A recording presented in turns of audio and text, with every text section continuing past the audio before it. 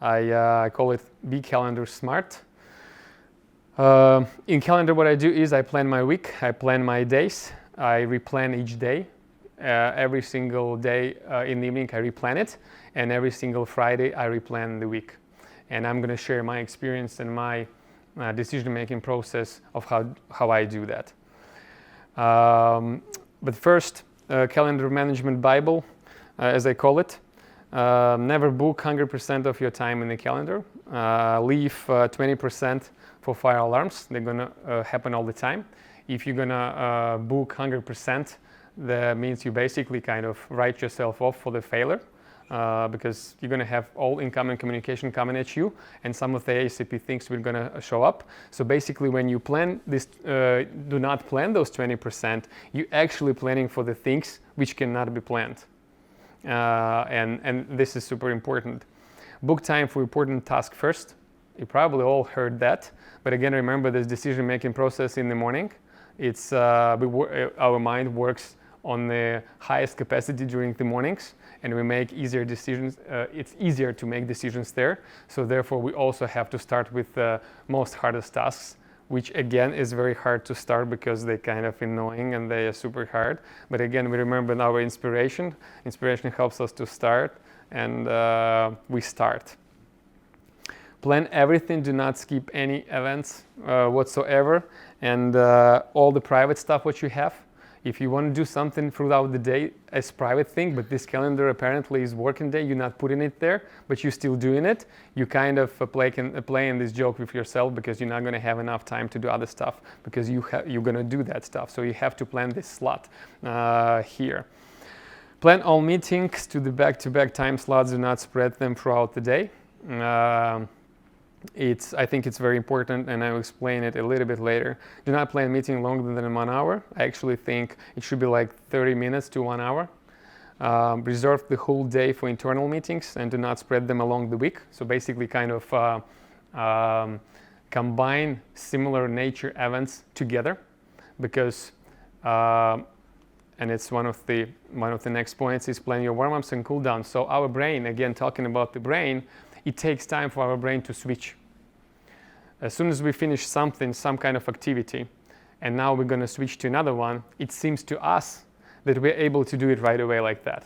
We close one task and we start to do something else, and we think right away we are doing it like in super efficient, and we jump on it and we think we're doing it.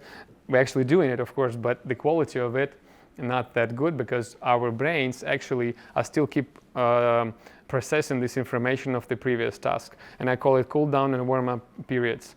So we actually have to, first of all, plan those cool down and warm up periods in our calendars. And second of all, that's why this is the reason why we should combine same type of activities back to back, because it helps us to skip those cool down and warm down periods. They're not that big, they're like 5 minutes maybe, but 5 minutes by 5 during the day, it's already 25 minutes, by 7 days it's already hours, by weeks it's already a lot of hours you can save throughout the year if you take the bigger scale and look not only one day, but look on the scale of the year, for example. So this is very important. Plan time for follow-ups, of course. If you had the meetings, plan time for your follow-up, because again, the meeting, the result of the meeting, it should be initiative to someone. If you have, of course, the system when you can create the initiatives during the meeting, which I suggest, but we're going to touch up on that during the meeting management Bible of mine, then it would be even perfect. But if you did not, you surely have to follow up. And for that you have to have time, so do not plan something right away after the meeting. Use this time to follow up, because you are still warm out of this meeting. It's still same activity. Your brain is still working the same as they were working in the meeting, and you just use this energy and this inners just to finish up. And finish up, you create initiatives which were as a conclusion of this particular meeting. Plan all calls back to back, the same thing. Use colors. I use colors for most important events, so I kind of truly see them. They're not on the list with all the same, and I kind of cannot see them well. In the end of each day, we plan tomorrow and only. Do not touch up the next days if you had planned next days, of course. In my case, I planned the whole week, so I start Monday, I already have the whole week planned. But in the end of every single day, I replan another day, because I plan the week on Friday, right? And I plan the week with all my knowledge what I have on Friday. But as soon as Monday starts, a lot of activity starts to going on, a lot of incoming communication come towards me, and I have to react on it somehow. And it gives me also some work and some things which have to be put on my calendar, which I did not put before. So I start to kind of add this up, comparing the priorities and stuff like that. And that's how I end up not actually doing all the stuff which I wanted to do on Monday, but there's some stuff left. So what I do is I take this stuff left, and I compare it now to the next day, and I see what is important of it now. Again, prioritization, and that's how I kind of adjust the next day, and I know what to do the next day. And next day I come at work, the calendar actually tells me what to do. I never think what to do. I never think literally in my head, what should I do next? I have to find out my phone or the computer, open it up and see what's next, because the calendar tells me that. I don't want to bother my head and kind of clutter my head with the things which I'm not supposed to think about all the time if I have system around. So calendar is part of the system. The system, as long as we go through this presentation and I tell you about all this information, energy and stuff like that, those are the systems. The little systems which kind of build up, and as a result you have the huge system around you. So calendar is one of the huge pieces of my system. In the end of each week, as I said, yes, I replan the next week, and I will show you the decision-making process, what I use when I do that. For recurring events, create recurring time slots right away, and I just like to have them all in there, and I do not think of them at all. Do not share your calendar. Yeah, this is my opinion again. Do not share your calendar with others. I have my private calendar. I know we like to have company calendars where we share all our calendars and stuff like that, but what happened is then everyone can plan something in your daily routine, which will break your plans, will break your focus. So I think everyone should plan their calendars, if you have calendar, on your own terms.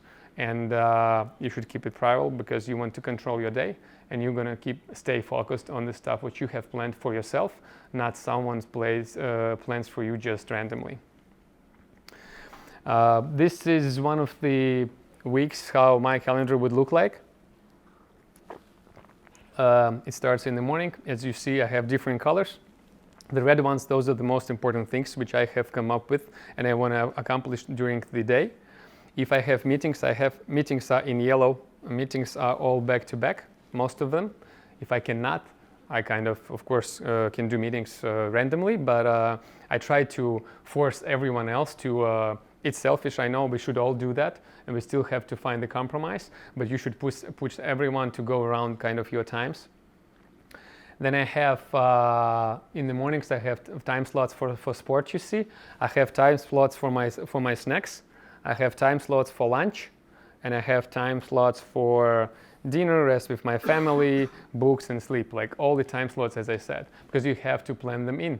Unless you do not plan them in and you do not know them, you will not be doing them. With the time, if you have calendar like that and you look like that, you look at the calendar 100,000 times a day, because that's the only thing which says what to do next. What happens is you wire your brain and you know all those activities which are in blue. You know them all from your heart, and it becomes the ritual and routines for you. It becomes your habit, and you just do it right away. And that's how my week looks like the next week, which I didn't plan yet.